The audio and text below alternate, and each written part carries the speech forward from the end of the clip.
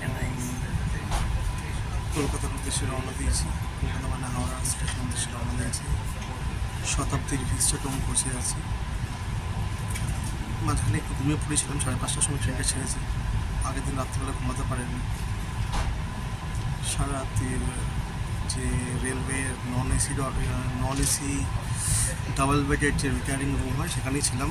খুব একটা পরিষ্কার তো হয় না, মোটামুটি কোনো রকমে শুয়ে রাতটা কাটানো। ট্রেনে ওঠার পরে ভালো লাগছে, কারণ গরমের হাত থেকে মুক্তি পাওয়া গেছে। ট্রেনটা যেতে এসে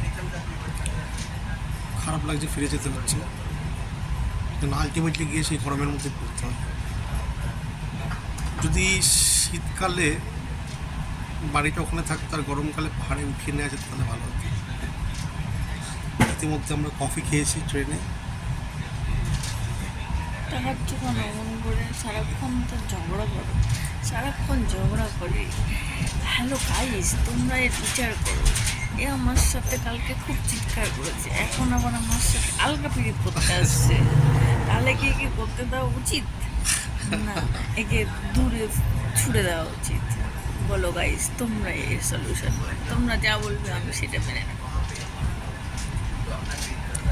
কিন্তু আমার এখন সেই এক সপ্তাহ কত ঘুরেছি, কত কি মজা করেছি, সেইগুলো মনে পড়ছে আর মনটা খারাপ লাগছে। বাড়ি যেতে ইচ্ছা করছে, বাড়ি করছে একটু, কিন্তু আমার ভালো লাগছে বাড়িটা না। বেশ ঠান্ডার মধ্যে হয়ে গেলে ভালো হতো। টাটা গাইস, এবার শুধু আসবে আর খাবো। কী খাবো সেটা পরে দেখাচ্ছি। এখন তো চা দিয়ে শুরু হলো। হ্যাঁ, টাটা। কফি খেয়েছি। ও কফি খেয়েছি, সরি।